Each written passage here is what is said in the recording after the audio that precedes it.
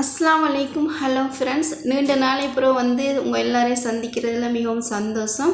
இந்த வீடியோவில் குயிக்காக வீட்டில் செய்யக்கூடிய ஒரு அல்வா ரெசிபி ஒன்று தான் பார்க்க போகிறோம். இது சோள மாவு வைத்து தான் நான் செய்திருக்கேன். வாங்க இந்த அல்வா எப்படி செய்கிறதுன்னு பார்க்கலாம்.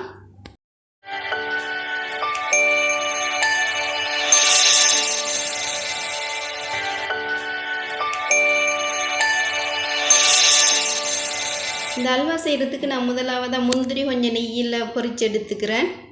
இதில் தேவைப்படுற பொருட்கள மெஷர்மெண்ட் எல்லாமே இந்த கப்பில் தான் நான் அளந்தெடுக்க போகிறேன். இப்போ கார்ன்ஃப்ளவர் 1.5 கப் சேர்த்துட்டு இதே கப்பாலே 3 கப்ஸ் தண்ணி சேர்க்க.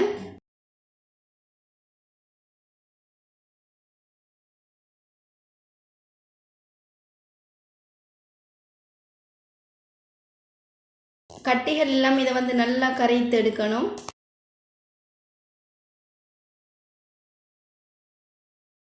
இந்த சட்டியில் தான் நான் அல்வா செய்ய போகிறேன்.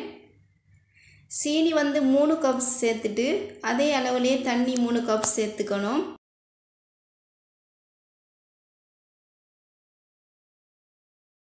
இதை ஸ்டவ்வில் வைத்துட்டு சீனியை நல்லா கரைய விடணும்.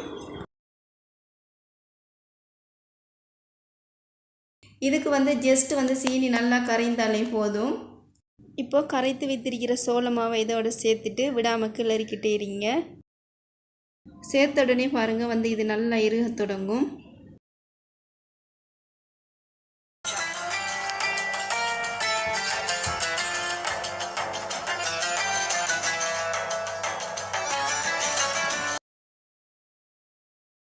இதோட 1 டீஸ்பூன் லெமன் ஜூஸ் சேர்த்துக்கிறேன். இந்த அல்வாவுக்கு ஃபைனலாக நெய் 3/4 கப் தேவைப்பட்டுச்சு. இப்போ ஃபஸ்ட்டாக 1/4 கப் ஆட் பண்ணுறேன். வாசத்துக்காக நான் 1 டீஸ்பூன் ஏலக்காய் பவுடர் சேர்க்க. வெனிலா எசன்ஸ் கூட நீங்கள் இதுக்கு பதிலாக சேர்த்துக்கலாம். கூட டேஸ்ட்டுக்கு கொஞ்சம் உப்பு சேர்த்துட்டு ஒரு 5 நிமிஷமாக இதை நல்லா கிளறணும்.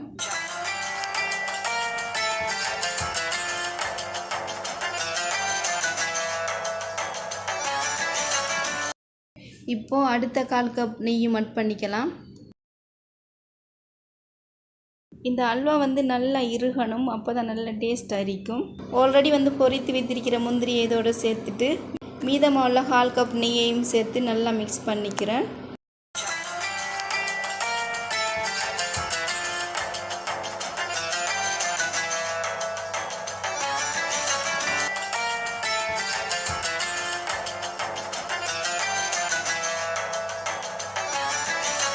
இப்போ பாருங்கள், நம்ம ஊற்றின நெய் எல்லாமே மேலே ரிலீஸ் ஆக தொடங்குது. இதுதான் சரியான பதம்.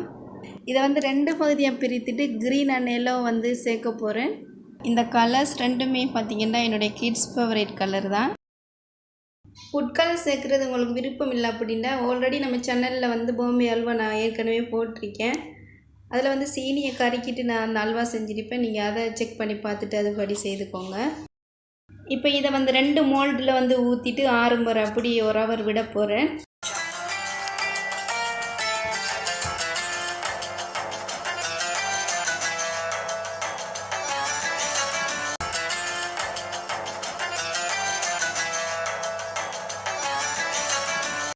இப்போ ஆறி நல்லா செட் ஆகிட்டு இப்போ பீஸ் போட்டுக்கலாம்.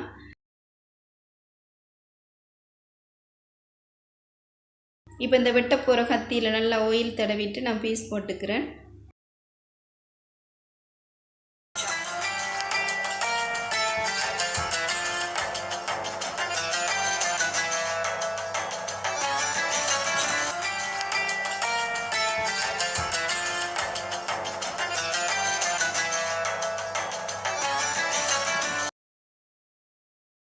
பாருங்கள், 20 நிமிஷத்துலேயே நமக்கு சூப்பராக அல்வா ரெடி ஆகிட்டு.